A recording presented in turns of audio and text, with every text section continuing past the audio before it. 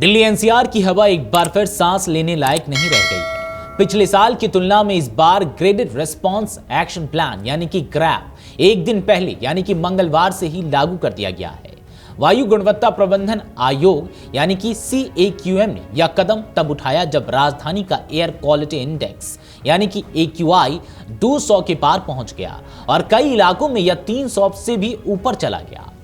केंद्रीय प्रदूषण नियंत्रण बोर्ड यानी कि CPCB के आंकड़े के अनुसार आनंद विहार, जहांगीरपुरी और मुंडका जैसे इलाकों में AQI 300 के पार पहुंच गया, जो बेहद खराब श्रेणी में आता है। विशेषज्ञों के अनुसार जलवायु परिवर्तन, खेतों में पराली जलाने और पड़ोसी राज्यों से आने वाला धुआं राजधानी की हवा बिगाड़ रहा है। पर्यावरणविदों का कहना है कि दीपावली के बाद हालात और भी खतरनाक रहेंगे। 2015 से 2024 तक के रिकॉर्ड बताते हैं कि हर साल दिवाली के दिन और उसके अगले दिन प्रदूषण का स्तर औसतन 40 से 50% तक बढ़ जाता है। CAQM ने ग्रैप के पहले चरण की पाबंदियां लागू तो कर दी हैं, लेकिन पुराने वाहनों पर रोक से जुड़ी शर्तों को आदेश से हटा लिया गया है। यानी 10 साल पुराने डीजल और 15 साल पुराने पेट्रोल वाहन अभी भी सड़कों पर चल सकेंगे।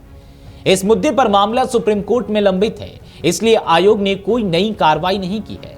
फिलहाल पुरानी गाड़ियों के खिलाफ ना तो चालान होगा और ना ही जब्ती की कार्रवाई। CAQM ने इस बार पटाखों पर प्रतिबंध से जुड़ी भाषा में नरमी बरती है। ग्रैप की कार्य योजना के 19वें बिंदु में अब प्रतिबंध शब्द हटा दिया गया है और सिर्फ इतना कहा गया है कि कोर्ट और ट्रिब्यूनल के आदेशों का पालन सुनिश्चित किया जाए। इस बदलाव से साफ है कि ग्रीन पटाखों की इजाजत को लेकर अब लचीलापन बढ़ता जाएगा।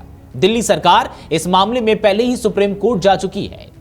वैज्ञानिक और औद्योगिक अनुसंधान परिषद यानी कि CSIR और राष्ट्रीय पर्यावरण अभियांत्रिकी अनुसंधान संस्थान यानी कि NRRI के अनुसार ग्रीन पटाखे पारंपरिक पटाखों की तुलना में 30 से 35% कम प्रदूषण करते हैं। इन पटाखों में ऐसा रासायनिक फॉर्मूला होता है जिससे जलने पर पानी की सूक्ष्म बूंदें निकलती हैं, जो हवा में मौजूद प्रदूषण तत्वों को आंशिक रूप से कम कर देती है। दिल्ली सरकार ने वायु प्रदूषण पर अंकुश लगाने के लिए मंगलवार को प्रदूषण पर जोरदार प्रहार नाम से 25 सूत्री एक्शन प्लान 2025 लॉन्च किया है। यह योजना प्रदूषण के 7 प्रमुख स्रोतों वाहन उत्सर्जन, औद्योगिक कचरा, निर्माण धूल, सड़क धूल, बायोमास जलाना, कचरा प्रबंधन और हरित क्षेत्र की कमी पर केंद्रित है। सरकार ने 9 बड़े कदम उठाए हैं। चलिए आपको बिंदुवार तरीके से बताते हैं। सबसे पहला, वाहन उत्सर्जन नियंत्रण। नवंबर 2025 से दिल्ली में केवल BS, CNG और EV वाहन ही प्रवेश कर सकेंगे। दूसरा, एंड ऑफ लाइफ वाहन नीति, पुराने वाहनों को ईंधन आपूर्ति रोकने की योजना। तीसरा, कचरा प्रबंधन, ओखला में 2950 TPD और नरेला बवाना में 3000 TPD waste to energy plant की स्थापना होगी। चौथा, हरित अभियान, एक पेड़ मां के नाम के तहत 70 लाख पौधे लगाने का लक्ष्य। पांचवा, cloud seeding project, IIT Kanpur के साथ मिलकर कृत्रिम बारिश का प्रयोग। छठा, निर्माण धूल नियंत्रण, 500 वर्ग मीटर से बड़े साइटों का DPCC पंजीकरण अनिवार्य। हाई राइज पर एंटी स्मॉग गन्स लगाना जरूरी। सातवां, स्मार्ट निगरानी, AI सक्षम DPCC पोर्टल से स्वचालित चालान और 6 नए एयर क्वालिटी मॉनिटरिंग स्टेशन।